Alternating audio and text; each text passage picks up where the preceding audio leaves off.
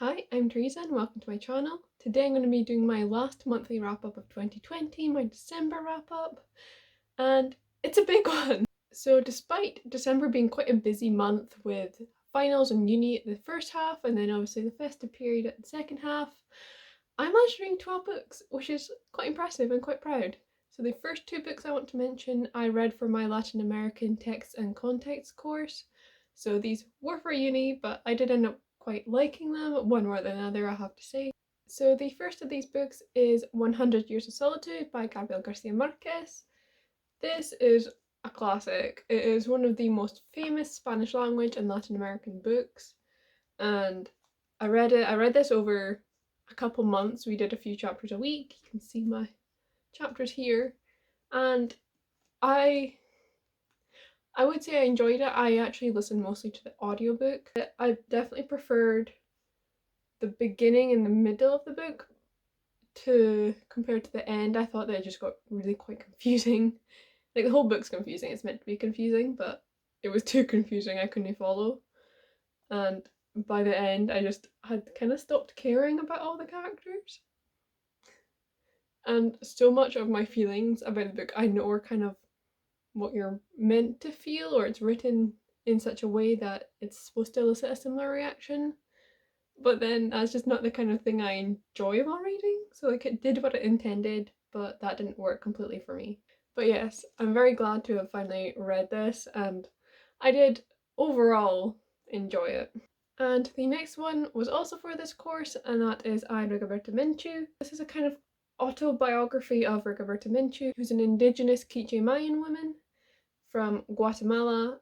And in the kind of like 70s, 80s, she was very, very heavily involved in a lot of the peasant movements in Guatemala. Eventually, she ends up actually exiled from the country and she goes to Europe, and this is where she sits down and she gives this autobiography. So she does this completely orally in Spanish, her second language, and it's transcribed and released as an autobiography. So I kind of read this in two halves over 2 weeks for my course, and the first half is very much dealing with like her community and the traditions and the culture, and it's so interesting to read.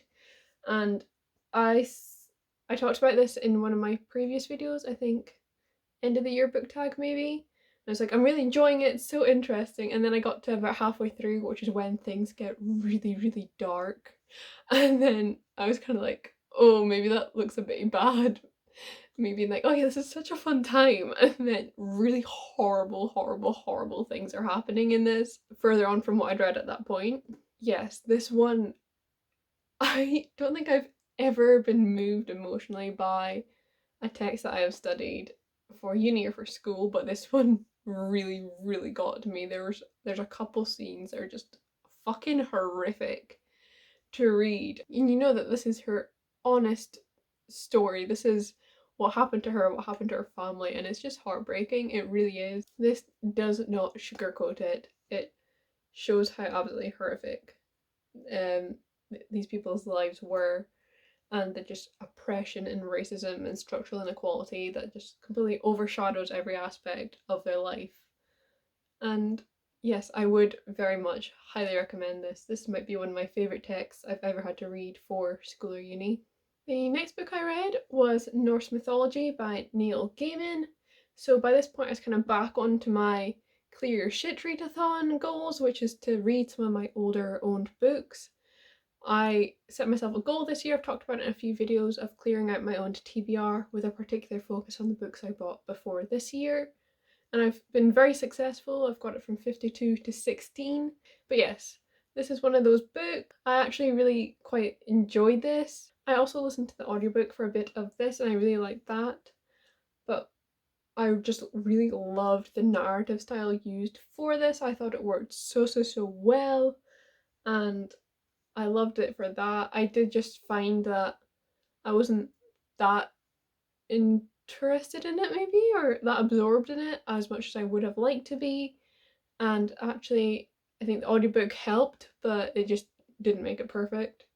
And that's why I think I gave it 3 stars. But I really do love learning about mythology. It's something I would like to learn more about, and I liked that this just kind of give you a very brief overview of the main tales, the main story of Norse mythology. The next book I read was The Magic Fish by Trung Nguyen. I'm very sorry. So this is actually a review copy I received. This recently came out. It's a graphic novel. So yes, this was just stunning in terms of the art and how well that worked and the color schemes and how it worked with the story. But then the story itself, I loved it an awful lot. So this follows quite a young boy called Tien, and he is the child of Vietnamese immigrants. They're living in America, and this is it's a very small story. And so him and his parents read stories together, just library books, and it's kind of with the intention of helping his parents improve their English. And so this story kind of follows these stories and also real life.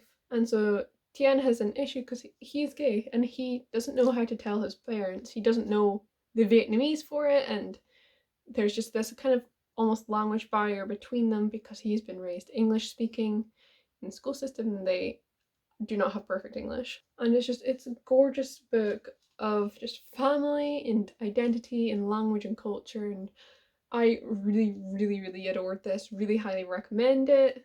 I just loved how you get the sense of the themes of important stories just transcending human experience. They're so relevant in Vietnam, in America, for Tien, for his mother, for his, I think it's his great aunt maybe, or his aunt that you also meet, and the stories that they've all grown up with, and just all being so relevant, and these themes of family and friendship just completely transcending culture. And yes, highly, highly recommend it. It's just gorgeous. And back onto my clearing my own TBR books, I have got The Ghosts of the Shadow Market by Cassandra Clare and some co-authors. And this is my first Shadowhunter book in like a good while. I think the last time I read a Shadowhunter book was when Queen of Air and Darkness came out, and that was a few years ago now, I think. And I've not really been interested in reading more from them. So I adored the Shadowhunter Chronicles, but I could feel myself kind of losing interest towards the time that the Queen of Air and Darkness book was published. And then I found it quite disappointing. So that kind of meant that I just wasn't that interested in picking this one up straight away or the new one, Chain of Gold. But I did find this cheap a couple years ago and I did buy it, and I've just now finally read it. I also listened to the audiobook for this one. Audiobooks have been such a savior this month, and I really liked that as well. I thought that was very well done. I do quite enjoy the short story collections. I also really liked Tales from the Shadowhunter Academy when I read it, and just getting to follow different characters over different years. And yes, you've got Jem or Brother Zachariah kind of dipping into all these different time periods and you're following him, but getting to see these characters and the stories of other people as well, I really liked. I think this would have meant more to me if I'd read it closer to the other books and I could pick up on who these characters were, because some of them it'd just take me a minute and be like, oh, that character was important in that book, I remember them now. But it was still very enjoyable. I do like the world Cassandra Clare has created. I do like the way she writes. I just wish she could do it in a more condensed format because her books are long. But yeah, this has got me kind of intrigued by reading Chain of Gold, which is the first book in the Last Hours trilogy, set at the start of the 20th century, I think, following the children of the characters of the Infernal Devices. So the first couple of stories were following them, and I'm like intrigued. Like I might do it all for Anna Lightwood. It was just nice seeing some of my fave characters again. And oh, Cassandra Clare does so much fan service in her books. I don't know if it's self-indulgence or fan service, but she does a hell of a lot of it, especially with Malik. Magnus and Alec appear everywhere, and she can sell books just based on them. But yeah, I enjoyed the kind of overarching plot point of the Lost Herondale, and just seeing these characters during different time periods, different characters that you know, ones that you've heard of, just fleshing out the world is really what these books do, and I do enjoy them.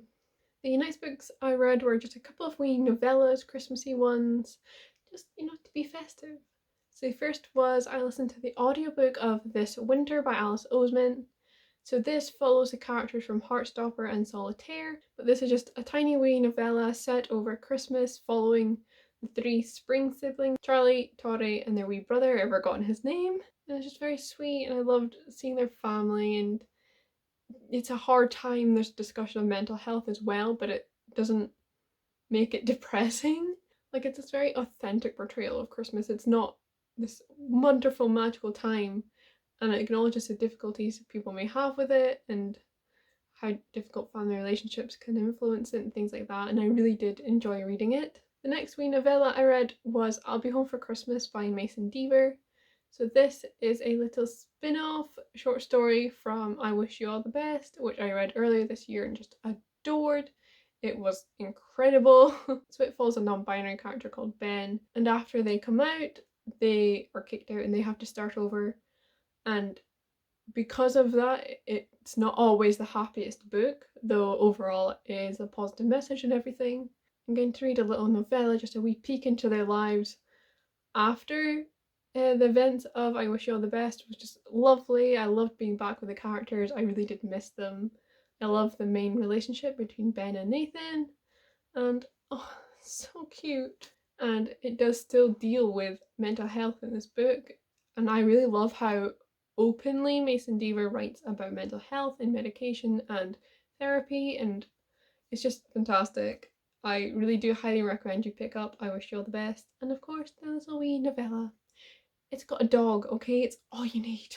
And the next book I read was The Pearl Thief by Elizabeth Wine.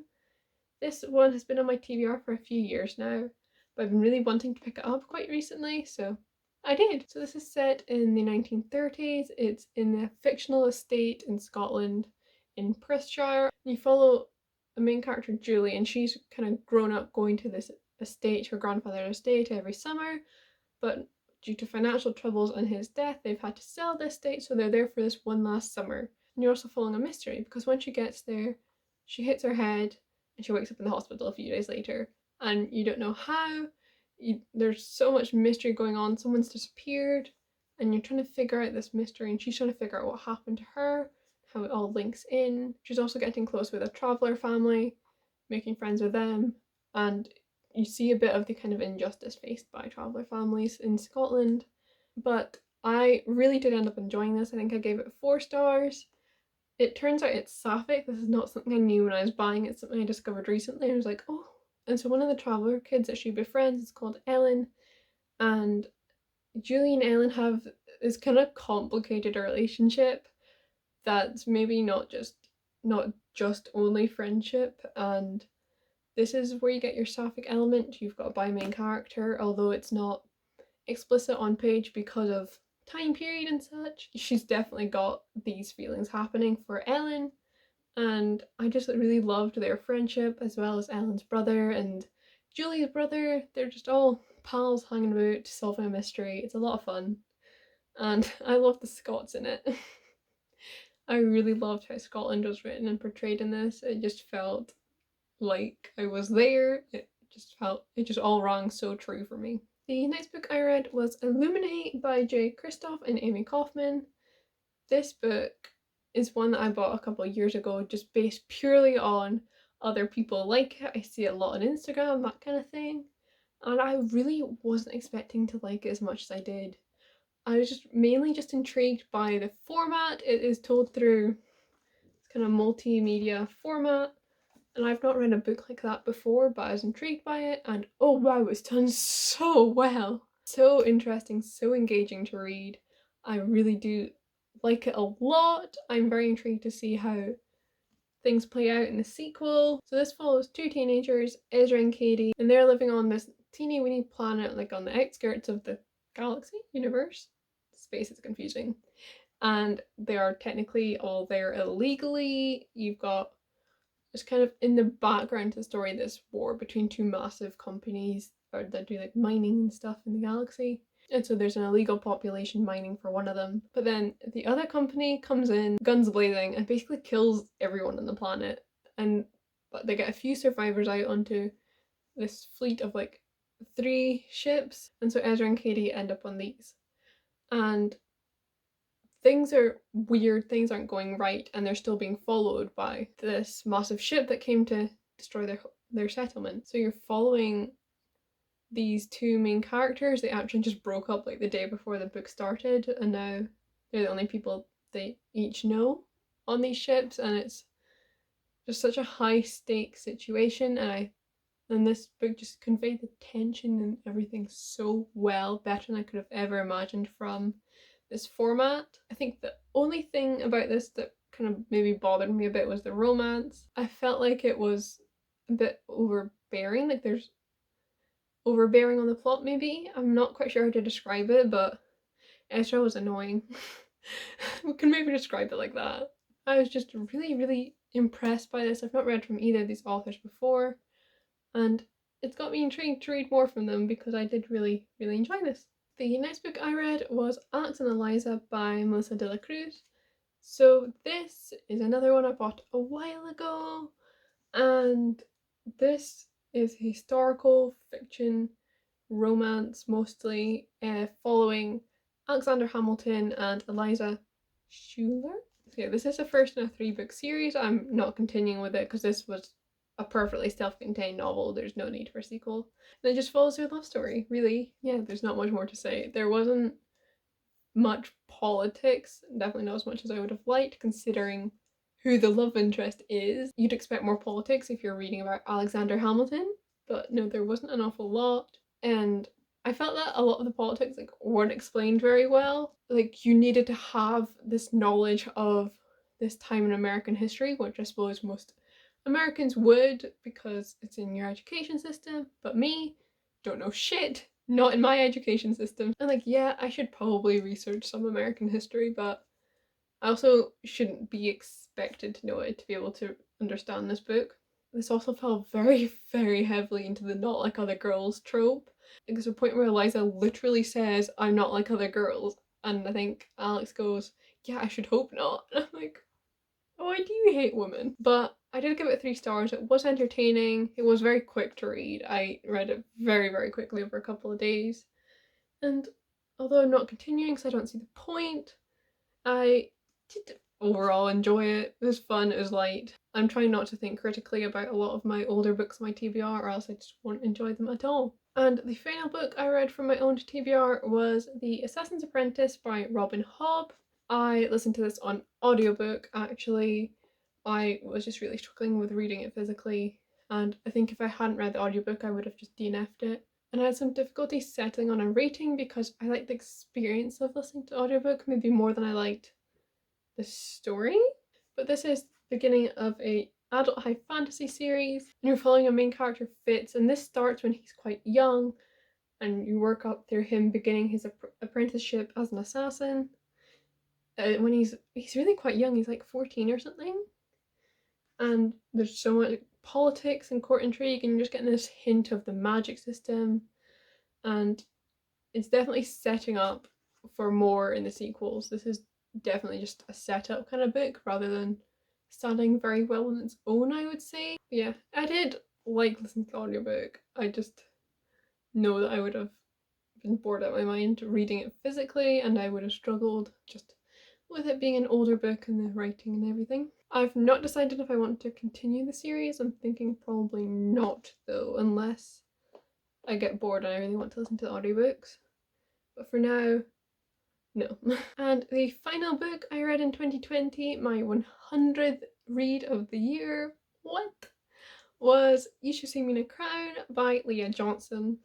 So after all my Clear Your Shit books, my old TBR books, and a lot of lower middly ratings, it's nice to go in and just read a sapphic rom-com and just to finish off the year on a lighter note. This follows the main character Liz, and she's one of the only black girls in her school. It's quite a wealthy area, and this town has this fixation on prom. It's a big, big deal. And so when she doesn't get the scholarship she needs to go to the school she wants, she ends up having to run for prom queen because the queen wins the scholarship. And so you follow her just in this race for prom queen. I loved reading this. It was so fun. It's so dramatic.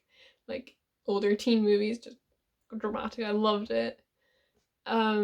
You're also following a bit of romance. One of her competitors and her really hit it off. The new girl, Mac. I love Mac, she is so cool. We've also got her friends and rekindling an old friendship and family and with her relationship with her brother and her grandparents, and oh, it's so good. So fun. I really do recommend this one. It's just such a feel-good book and it was the perfect way to end the year. And that is my December wrap-up. It's a big one. I hope this video is not too long, but December was a pretty good reading month. I did read a lot. There was some middly ones, but also some very good books that I really did like and enjoy a lot, and that's what it's about. Quality over quantity. And yeah, I will leave Goodreads links to all of these books in the description. There'll be a link to my review for The Magic Fish since it was a review copy. And yeah, if you've enjoyed this, please feel free to leave a like, a comment, subscribe if you haven't. It really, really helps out. Thank you very, very much for watching, and I will see you with a new video soon.